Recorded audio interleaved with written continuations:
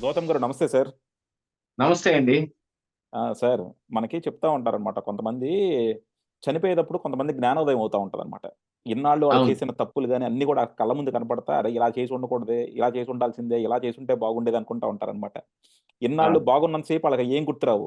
ఎప్పుడైతే నాశనం అయిపోయారో, మొత్తం సర్వనాశనం అయిపోయారో అప్పుడు గుర్తొస్తా ఉంటాయనమాట అయ్యి.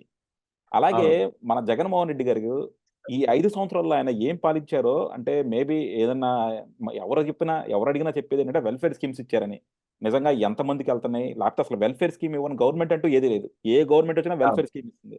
దాన్ని గొప్పగా చెప్పుకోవడం ఏంటో నాకర్థం కాదు. సరే అభివృద్ధి ఏం చేశారంటే అభివృద్ధి ఏమీ చేయలా. సరే చంద్రబాబు గారేమో అమరావతి డిజైన్ చేశారు, అన్నీ చేశారు. కొద్దిగా టైం పట్టింది. ఆయన కట్టలేకపోయారు. ఈయనొచ్చాడు కుర్రోడు కట్టేస్తాడని చెప్పి ప్రజలు కూడా నమ్మారు. ఆయన కూడా చెప్పాడు, "నేను అమరావతిలోనే ఇల్లు కట్టుకున్నాను. అవును. చంద్రబాబు కట్టుకోలా. నేను ఇక్కడే ఉండి మొత్తం క్యాపిటల్ కడతానన్నాడు."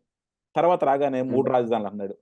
కరెక్ట్‌గా ఇప్పుడు అంతా అయిపోయింది. మళ్ళా ఎలక్షన్‌లకెళ్తున్నాడు 2024లో. ఇప్పుడొచ్చేసి అరెరెరే! మనకి ఒక మహానగరం ఉండాలి. హైదరాబాదు, బెంగుళూరు, చెన్నై లాగా ఒక మహానగరం ఉంటేనే మనం డెవలప్ అవుతాం. మనం లేపోతే డెవలప్ అవ్వలేము అంటున్నాడు.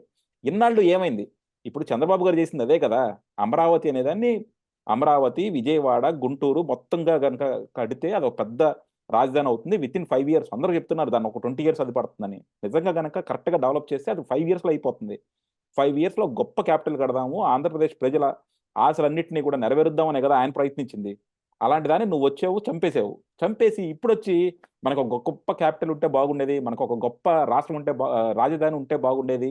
ఒక గొప్ప నగరం ఉంటే బాగుండేదని అనుకుంటే ఏం లాభం సార్? ఎవరి కళ్ళు నీళ్ళు తుడవడానికిది? ఎలా చూస్తారు మీరు ఈటిలిని? ఎవరి కళ్ళ నీళ్లు తుడిచేదేమీ లేదు గానీ, ఇప్పుడు ఆయన జ్ఞానోదయం అయింది గూడా ఏమి లేదు. ఏమీ లేదు అదే. ఆ! ఏమీ లేదు. ఇప్పుడు హ్మ్. ఇప్పుడు మనకు గూడా ఒక గొప్ప మహానగరం ఉండాలి అని ఆయన అభిప్రాయపడుతున్నాడంటే, అది హ్మ్. అమరావతి ట్రస్టే కాదు. అవును. హ్మ్. నిజంగా జగన్మోహన్ రెడ్డికి అమరావతి అనే 5 అక్షరాలు పలికే ఉద్దేశ్యం గూడా లేదు. పార్టీలో ఆయన ముందు ఎవరైనా మాట్లాడినా కూడా మరి ఎగిరి తంతాడేమో తెలీదు గానీ, ఎందుకు ఎందుకంటే నుంచొని కొట్టలేదంటారా బెంగుళూరు సార్?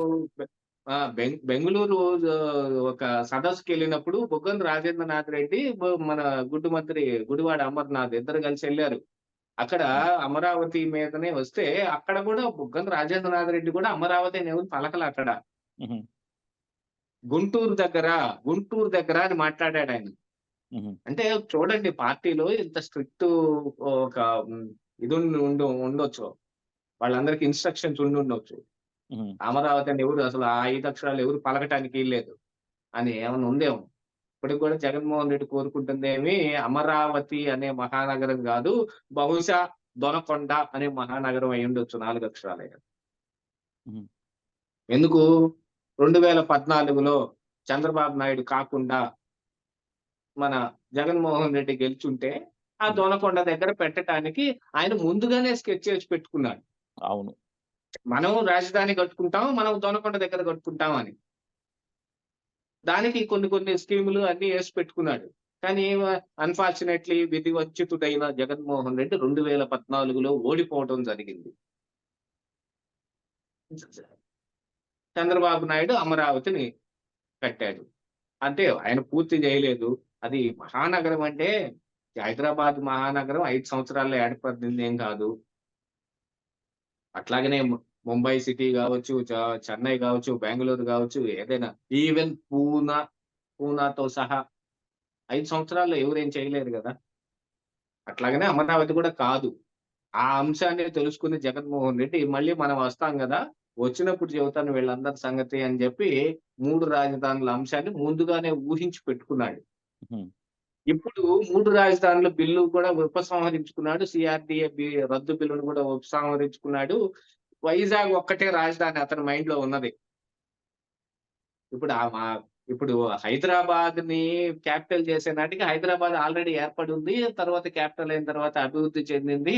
బాంబే గూడా వాళ్ళు బ్రిటిషర్స్ వచ్చినప్పటి నుంచి నడుస్తానే ఉంది. ఢిల్లీ గావచ్చు, ఏదైనా సరే కొన్ని అప్పట్లో మనకు తెలిసిందేముంది, మెట్రో సిటీస్ ఆ 4 గదా! ఢిల్లీ, కలకత్తా, మద్రాస్, బాంబే. వీటి మధ్యలో ఇవే అనుకునేవాళ్ళం గదా! అట్లాగనే ఇప్పుడు జగన్మోహన్ రెడ్డి కూడా విశాఖపట్నం అనే మహానగరం ఉండాలి. అది ఆయన కోరిక. హ్మ్. దాని గురించి ఆయన మాట్లాడాడు తప్ప అమరావతి గురించి కాదు. మహానగరం మనకి ఉండాలి అనేది. అంటే వైజాగ్ మహానగరం ఉండాలి అని కోరుకుంటున్నాడేమో. దాని గురించి మరి మా ఇప్పుడే బనకన బయట చెబితే, ఇదిగో చూడు జగన్మోహన్ రెడ్డి అసలు టోటల్‌గా అమరావతిని ఎత్తేస్తాడని మళ్ళీ ప్రచారం చేస్తారు గదా! వైజాగ్‌ని ఒకదాన్ని మహానగరంగా చేసేసుకొని ఆడికే ఎళ్ళిపోదాం అనుకుంటున్నాడు. ఇప్పుడు అమరావతిని టోటల్‌గా చంపేస్తాడని. చంపేస్తాడనేముంది, ఆల్రెడీ చచ్చిపోయిందంటే.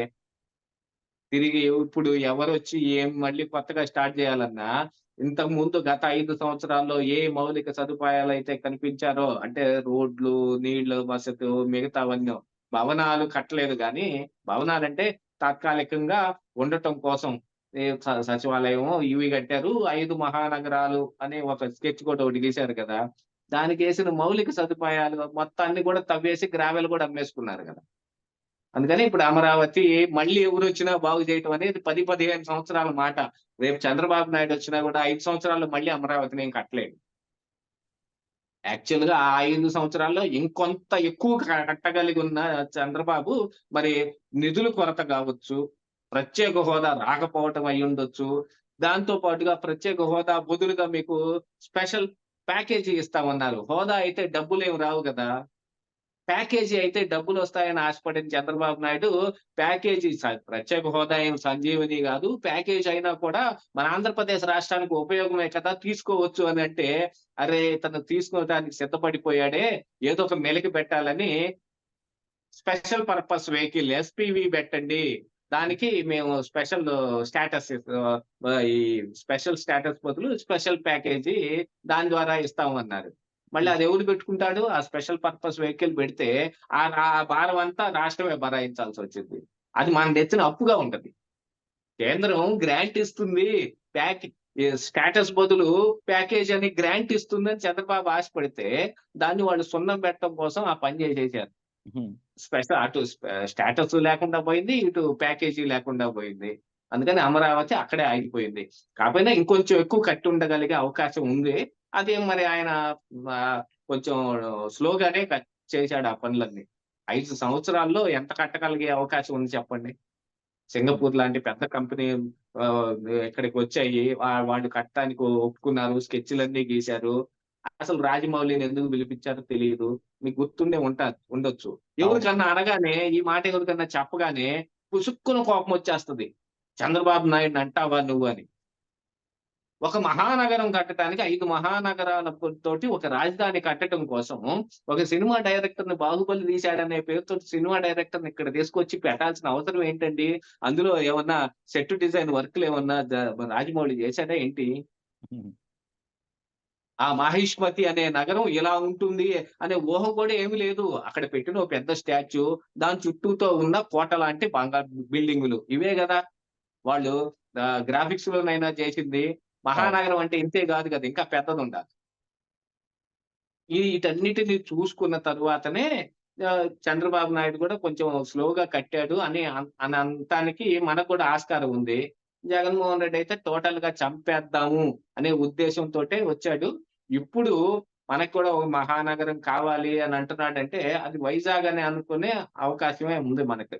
అదే. అదే. అంతకు మించి ఆహ్, అన్ అమరావతిని డెవలప్ చేస్తాడనైతే నేను ఒక్క పర్సెంట్ కాదు కదా!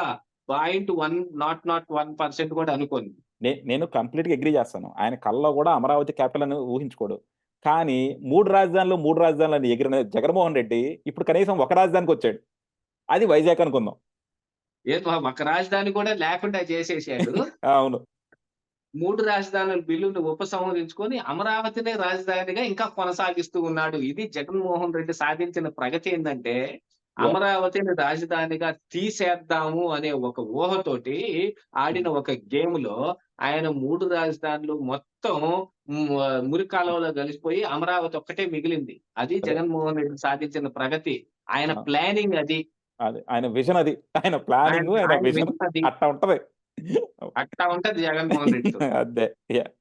ఆయన నమ్ముకున్న ఆంధ్రప్రదేశ్ ప్రజల్ని మనం ఇంకా ఏమనుకోవాలి. థాంక్ యూ అండి. థాంక్ యూ వెరీ ఇంకేముంటోండి. మచ్.